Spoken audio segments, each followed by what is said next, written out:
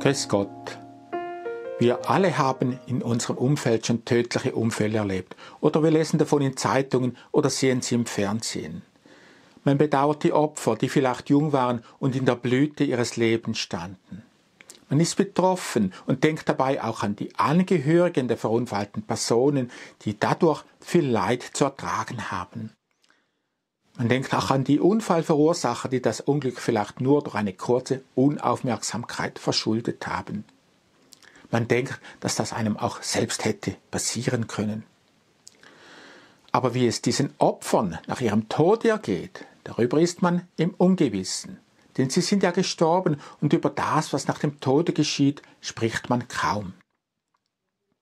Aber wie fühlt sich jemand, der plötzlich aus diesem Leben herausgerissen wird, der plötzlich in einer ihm fremden, jenseitigen Welt erwacht, um die er sich vielleicht Zeit seines Lebens nie gekümmert hat? Man kann sich vorstellen, dass der oder die Verstorbene zu Beginn auch verwirrt und verzweifelt ist. So gibt es den Erfahrungsbericht einer Person, die wirklich gestorben ist. Und zwar ist es eine Frau mit Namen Katrin, die im Jahre 1960 in der Nähe von Hamburg zusammen mit ihrem Kind bei einem Autounfall ums Leben gekommen ist. Sie erzählt, wie es ihr und ihrer 4-jährigen Tochter in der ersten Zeit nach ihrem Unfall im Jenseits ergangen ist. Nun wird man sich zu Recht fragen, wie denn solches möglich sein soll.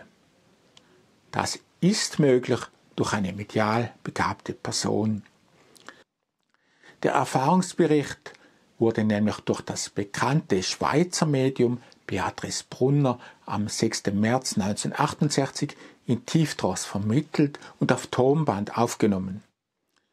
Nähere Informationen über Medialität und Tiefdross finden Sie in meinem Video, das in der Beschreibung verlinkt ist. Nun, die verunfallte Frau berichtet also durch dieses Medium von ihrem Autounfall und was sie in der Anfangszeit in der geistigen Welt erlebt hat. Man weiß auch aus Nahtoderfahrungsberichten, dass Verunfallte von jenseitigen Wesen begrüßt und betreut werden. Mediale Durchgaben von Verstorbenen geben einen Einblick in das weitere Erleben in der Jenseitswelt. Sie zeigen, wie Heimgekehrten geholfen wird, sich mit der neuen Umgebung und Situation vertraut zu machen und wo sie Beistand und Wohnung finden.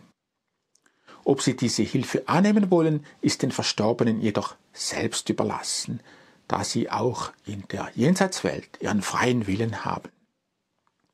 Oft ist es so, dass Verstorbene lieber wieder zu ihren vertrauten Orten zurückkehren wollen.